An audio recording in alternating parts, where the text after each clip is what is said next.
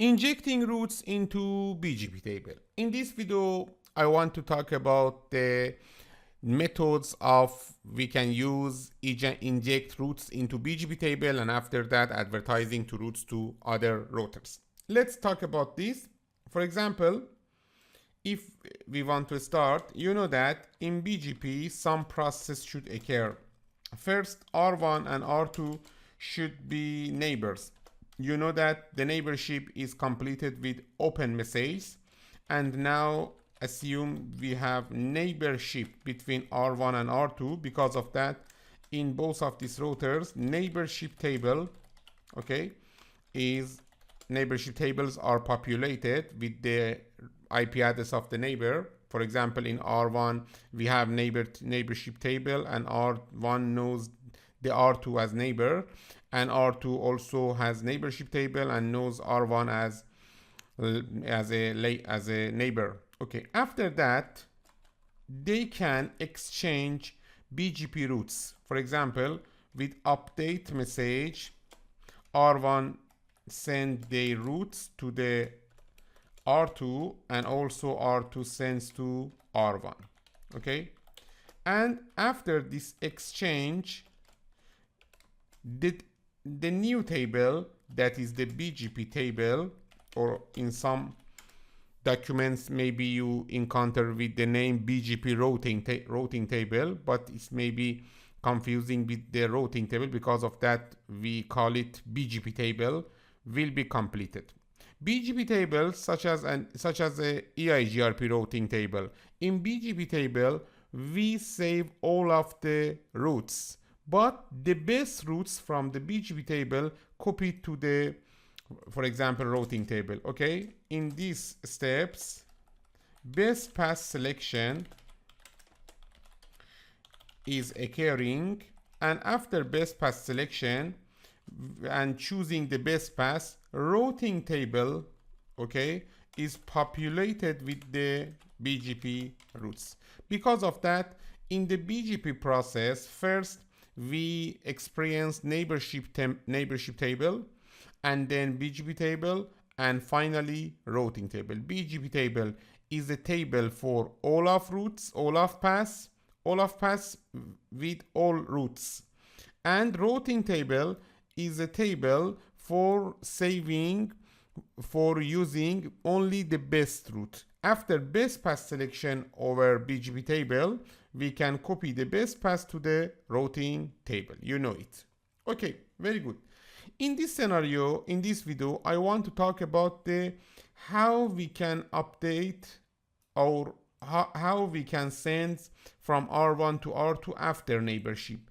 This means that in our scenario, neighborship is completed, and now we want to send update to from R1 to R2, or maybe from R2 to R1. How we can do it?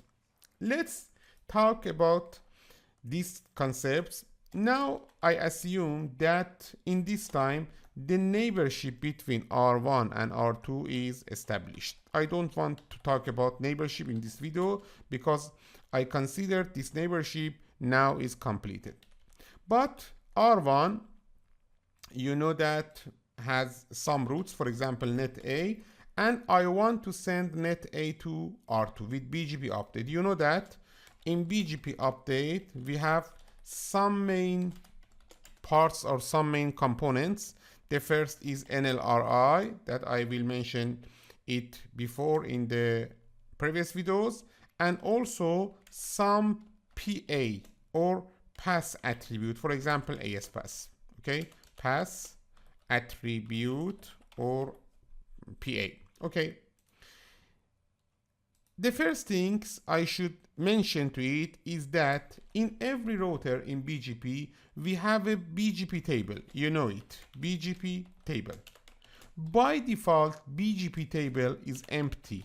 BGP table is empty, and no routes advertise after neighborship between these two routers. If BGP tables are empty, no routes can be exchanged between R1 and R2. You should inject with some methods the routes that you want to inject to the BGP table. When in R1, for example, you are injecting the routes into the BGP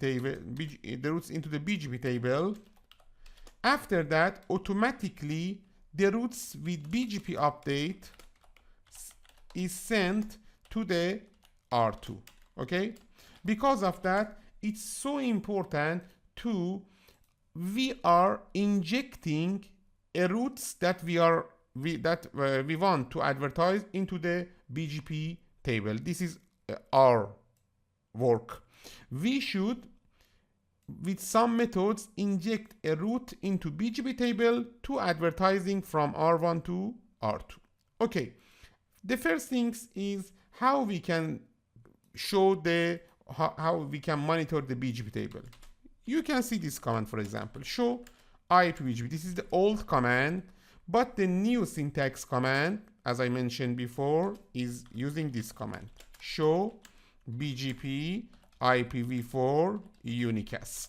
Okay, I recommend that you should use the second command. Okay, let's check first in our scenario the BGP tables, and after that we can continuing these concepts with the how we can inject a route into BGP table of R1 to advertising to R2. Let's get started with our scenario. First, we should configure our scenario, and then we can checking these parameters. Okay, let's get started. R1, R2, and again R3. Very good. In R1 and R2 and R3, first we should configure IP addressing, and then we can configuring BGP. Look at here. In R1 we have quad 1, it's a loopback interface, and then in R3 also we have a loopback interface with the IP address of, for example, quad 3. We can start the configuration here from R1. Very good.